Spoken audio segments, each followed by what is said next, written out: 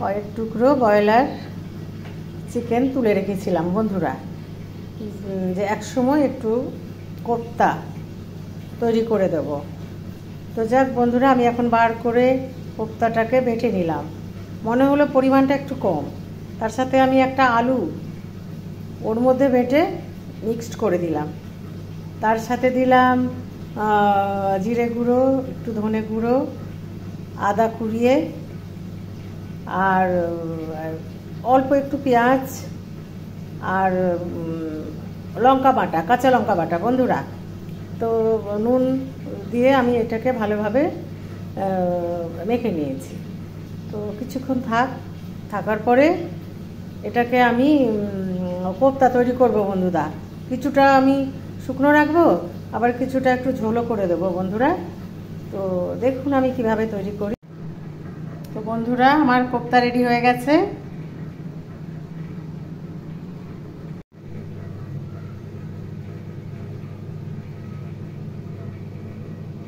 তেল গরম হয়ে গেছে, এবার ভেজে নেব।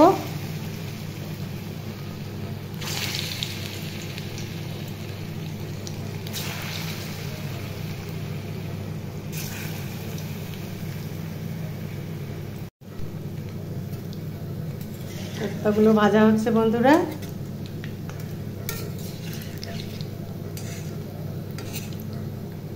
আর একটু লাল হলেই তুলে নেব।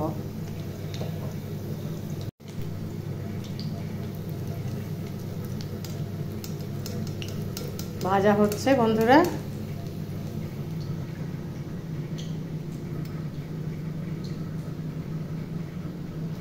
ঝোলের জন্য একটু আদা ভাজা করছি বন্ধুরা। আর যেটা শুধু বড়া খাওয়া হবে তার সেটা একটু লাল করে ভেজে নেব। তো আমি কয়েকটা বড়া, খুব অল্প উপকরণ আছে আমার, এর মধ্যেই আমি 2 রকম করে দেব।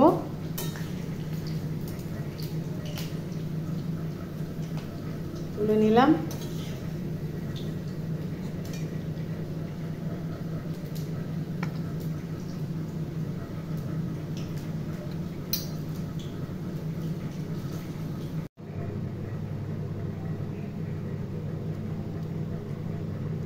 তো বন্ধুরা, তেল গরম হয়ে গেছে, দিয়ে দিলাম কয়েকটা গোটা গরম মশলা। এর মধ্যে কোনো জিরে ফোড়ন আমি দেব না। তো তার সাথে দিয়ে দিলাম কয়েকটা টমেটো কুচি, একটু আদা রসুন বাটা সামান্য,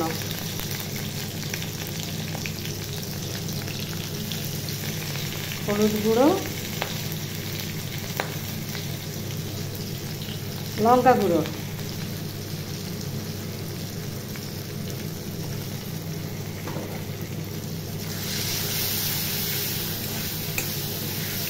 একটা কাঁচা লঙ্কা দিলাম বন্ধু। এরপরে একটু জিরে গুঁড়ো, ধনে গুঁড়ো দেব। একটু ভাজা ভাজা হয়ে যাক এই মশলাটা, তারপরে দিয়ে দেবো কোপ্তা কারি।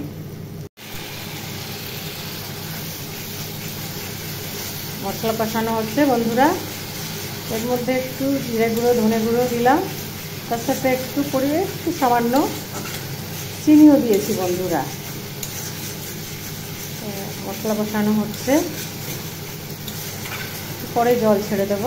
জলটা টকবক করে ফুটে উঠলে কোপ্তা দিয়ে দেবো বন্ধুরা। এগুলো সব আমাদের ঘরোয়া রান্না।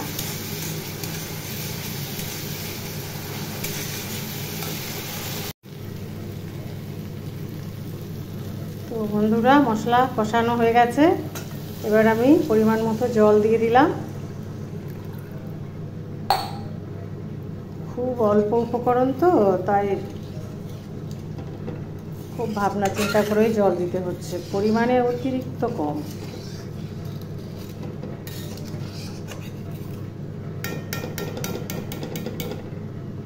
এবার জলটা ফুটে উঠলে কোপ্তাটা দিয়ে দেব। জল ফুটে গেছে বন্ধুরা, এবার আমি কোপ্তাগুলো দিয়ে দেব এর মধ্যে।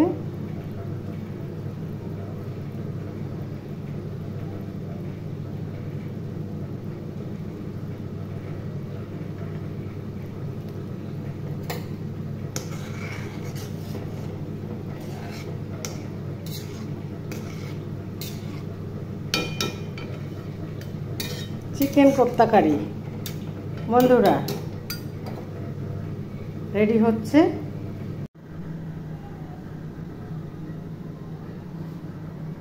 বন্ধুরা চিকেন কোপ্তা কারি রেডি হয়ে গেছে। এবার আপনারা ভাত, পোলাও, ফ্রাইড রাইস, পরোটা, লুচি সব কিছুর সাথে পরিবেশন করতে পারবেন বন্ধুরা। এত সুন্দর টেস্ট হয়েছে,